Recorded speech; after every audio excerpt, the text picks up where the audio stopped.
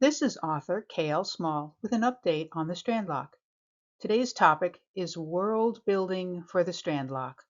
In fantasy novels, world building often begins before the first word of the novel is written. Considerable effort goes into bringing these fictional places to life.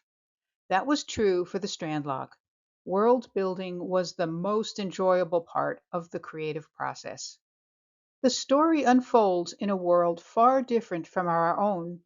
This unfamiliar place must feel complete, which involved creating an entirely new setting, populated with unknown communities, plants, animals, foods, and cultural norms. Over the years, I imagined names, creatures, customs, and bits of history to make the setting feel real. The Strandlock takes place in Spira. 12 stars fill Spira's night sky, forming distinct patterns. One community has names for the stars, while another has an origin story for them, but no names. Their presence overhead is a recurring element in the story. Several kingdoms exist in Spira. Some are mentioned but not visited in the Strandlock. For instance, one character came from Klanya, a hilly land south of the plains. However, no one visits that area in this novel. In addition, some villages and towns exist with their own cultures. Many of these locations appeared on my initial draft map of Spira long before their scenes were even written. Within Spira, distinct cultures exist in certain areas. The main character, Tima, lives on the grasslands of the plains. Her life is centered in a primitive camp where people live in hide-covered shelters called garts. Elders are highly respected in their culture, and they gather around a fire for ceremonies like a story circle. The shapeshifters are called the Renler, and they live in caves past the Blue Mountains. While the Renler have magic, others who share their part of Spira have no magic. Due to the risks of shapeshifting, many specific rules govern their activities, and Renler youngsters receive training to understand them. Meanwhile, other people live in a fishing village along the coast or the bustling marketplace.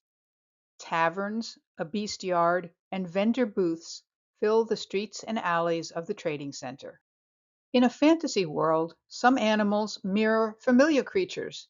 For example, a horse is still a horse. Some creatures combine the traits of common animals.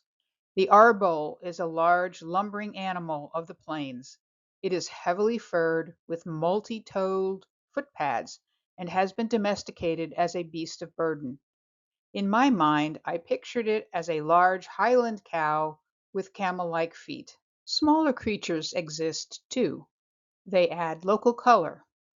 The jackal is a tiny plains bird with white wing feathers, and the holdard is a plump, feathered-legged bird with limited ability to fly, considered a popular meal choice in many villages.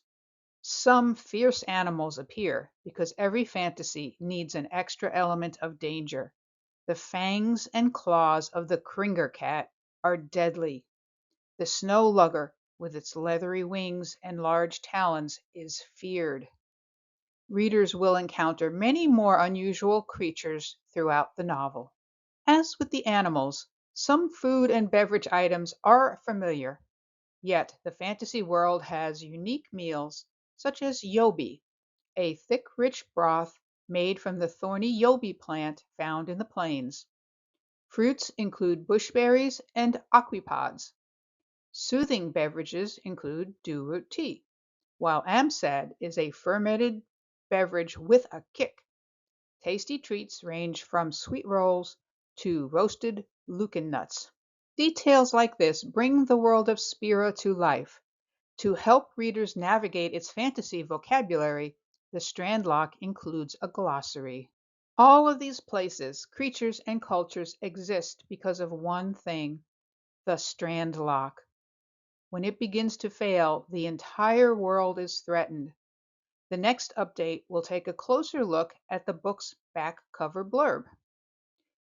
If you'd like to stay in touch with the ongoing story of the Strandlock, please follow my channel and give this one a like. Thanks.